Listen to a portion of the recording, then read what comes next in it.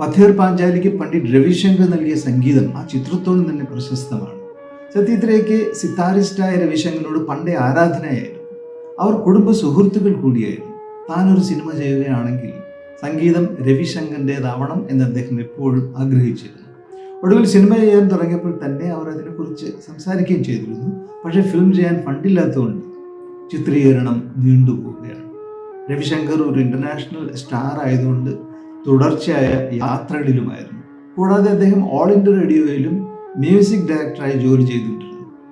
ഒടുവിൽ 3 വർഷങ്ങൾക്ക് ശേഷം ബംഗാൾ ഗവൺമെൻറ് ഫണ്ട് നൽകിയാണ് സത്യജിത്ത് പഥേർ പാഞ്ചാലിയുടെ ചിത്രീകരണം പൂർത്തിയാക്കുന്നത്. ചിത്രത്തിൻ്റെ ന്യൂയോർക്കിൽ വെച്ചുള്ള പ്രീമിയർ ഡേറ്റും ഉടനെ ഫിക്സ് ചെയ്യുകയാണ്. സത്യജിത്ത് റേക്ക് ഇനി കാത്തിരിക്കാൻ സമയമില്ല. രവിശങ്കറിനാണെങ്കിൽ നിറയെ പ്രോഗ്രാമുകളുമാണ്.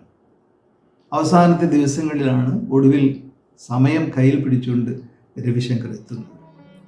അദ്ദേഹം ചിത്രം കാണുന്നു. കഥ അദ്ദേഹത്തിന് നേരത്തെ തന്നെ അറിയാമായിരുന്നു.